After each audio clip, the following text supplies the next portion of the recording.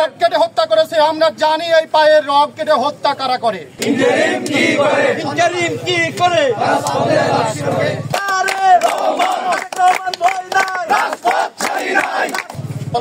জাহাঙ্গীরনগর বিশ্ববিদ্যালয় কর্তৃক আয়োজিত আজকের বিক্ষোভ সমাবেশে উপস্থিত জাতীয়তাবাদী ছাত্র দলের সকল স্তরের নেতৃবৃন্দ এবং আমার সামনে উপবিষ্ট সাংবাদিক ভাই ও বন্ধুগণ, সবাইকে সংগ্রামী শুভেচ্ছা ও সালাম জানিয়ে আমি স্পষ্ট ভাষায় দুটি কথা বলতে চাই।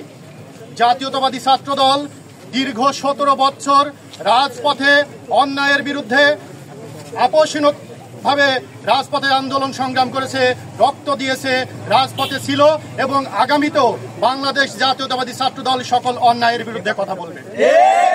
সংগ্রামী বন্ধুগণ, আমরা দেখতে পেয়েছি গত বুধবারে মিটফোর্টে যে হত্যাকাণ্ড ঘটেছে, ইতিহাসের জঘন্যতম হত্যা এটি। কিন্তু এই একটি হত্যাকাণ্ডের সময় আরো দুটি হত্যাকাণ্ড বাংলাদেশে ঘটেছে। খুলনায় দেখতে পেয়েছি যুবদলের একজন নেতাকে হত্যা করা হয়েছে, রগ কেটে হত্যা করেছে। আমরা জানি এই পায়ের রগ কেটে হত্যা কারা করে। আমরা দেখেছি চাঁদপুরে একজন মসজিদের ইমামকে হত্যা করা হয়েছে, কিন্তু এই দুটি হত্যাকে নিয়ে কথা বলা হচ্ছে না। আমরা কোনো হত্যাকেই সমর্থন যেমন করতে পারি না, তেমনি প্রত্যেকটি হত্যার আমরা বিচার চাই। আমরা উদাত্ত আহ্বান জানাচ্ছি এই ইন্টারিম সরকারকে। আমরা জানি ইন্টারিম সরকার বর্তমানে আছে রাষ্ট্র পরিচালনায় এবং একই সাথে প্রশাসনের লোকজনের নির্লিপ্ততা এই মব হত্যার জন্য অন্যতম দায়ী হিসেবে আমরা মনে করি।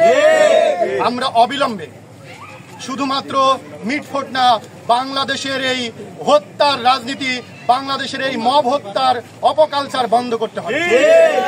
আমরা এই অন্তর্বর্তী সরকারের প্রধান ডক্টর মোহাম্মদ ইউনূস এবং তার উপদেষ্টা পরিষদের কাছে একটি আমাদের প্রত্যাশা ছিল যে একটি পরিবর্তনের রাজনীতি এই বাংলাদেশে শুরু হবে, যে বাংলাদেশের রাজনীতিতে কোনো হানাহানি খুনাখুনি থাকবে না।